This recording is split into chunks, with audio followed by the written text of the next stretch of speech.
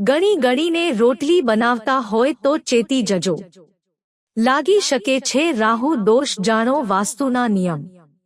શું તમારા ઘરમાં પણ રોટલી બનાવતા પહેલા તેની ગણતરી કરવામાં આવે છે?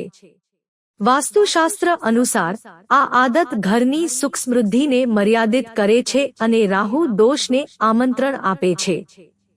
ભારતીય સમાજમાં રસોડાને માત્ર રસોઈ બનાવવાની જગ્યા તરીકે જ નહીં, પરંતુ ઘરની સમૃદ્ધિ અને સુખાકારીના કેન્દ્ર તરીકે માનવામાં આવે છે. તમે કદાચ વડીલોને એવું કહેતા સાંભળ્યા હશે કે રસોડામાં રોટલી બનાવતી વખતે તેની સંખ્યા ગણવી ન જોઈએ.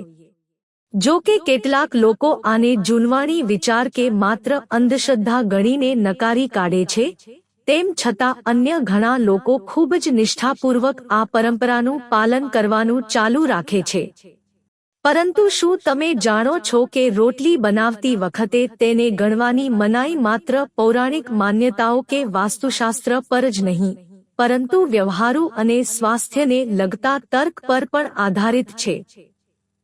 આવો જાણીએ કે રોટલી ગણવાથી તમારા સ્વાસ્થ્ય, સંબંધો અને ઘરની સમૃદ્ધિ પર કેવી અસર પડે છે.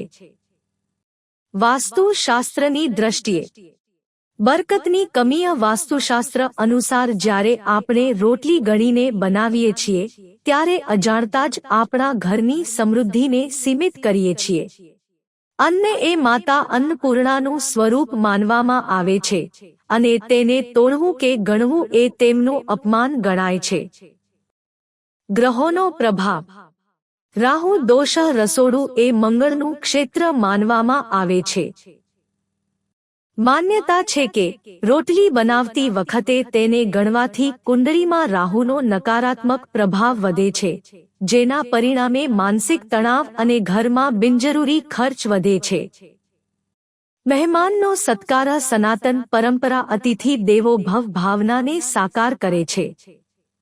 જો રોટલીઓ ચોક્કસ માપસર જ બનાવવામાં આવે અને અચાનક કોઈ અતિથિ આવી જાય, તો તેમને યોગ્ય સન્માન સાથે ભોજન પીરસવું અશક્ય બની જાય છે. આનાથી બુધ અને ગુરુ ગ્રહોનો પ્રભાવ નબળો પડે છે. વૈજ્ઞાનિક કારણ. ભૂખ અને સંતુષ્ટિનો નિયમ. વ્યક્તિની ભૂખ રોજ બદલાતી રહે છે. ક્યારેક કામના તણાવને કારણે ભૂખ ઓછી લાગે છે, તો વળી ક્યારેક ખોરાકના સ્વાદ કે વધુ પડતી શારીરિક મહેનતને લીધે વ્યક્તિ 1-2 રોટલી વધારે ખાઈ લે છે. જો રોટલીઓ ચોક્કસ ગણતરી મુજબ જ બનાવવામાં આવે, તો પરિવારના કોઈ સભ્યને પોતાની ભૂખ દબાવવી પડી શકે છે, જે તેમના સ્વાસ્થ્ય માટે સારું નથી. સકારાત્મક ઉર્જાની ઉણપ. જે સ્ત્રી કે રસોઈયા રોટલી બનાવતી વખતે સતત તેની ગણતરી કરતા રહે છે, તેમનામાં માનસિકતા સીમિત કે કંજૂસ માનસિકતા વિકસવાની શક્યતા રહે છે. આ બાબતની સીધી અસર ભોજનના સ્વાદ અને રસોડાના વાતાવરણ પર પડે છે. વાસ્તુ અનુસાર કેટલી રોટલી વઘારે બનાવવી. પહેલી રોટલી ગાય માટે. પહેલી રોટલી હંમેશા ગાય માટે અલગ રાખવી જોઈએ. આમ કરવાથી ઘરમાં રહેલા તમામ વાસ્તુ દોષ દૂર થાય છે અને પિતૃઓના આશીર્વાદ પ્રાપ્ત થાય છે. છેલ્લી રોટલી કૂતરા માટે. રસોડામાં તૈયાર કરેલી છેલ્લી રોટલી કૂતરા માટે હોવી જોઈએ. આ રાહુ, કેતુ અને શનિ ગ્રહોને પ્રસન્ન કરવામાં મદદ કરે છે. વધારાની રોટલી.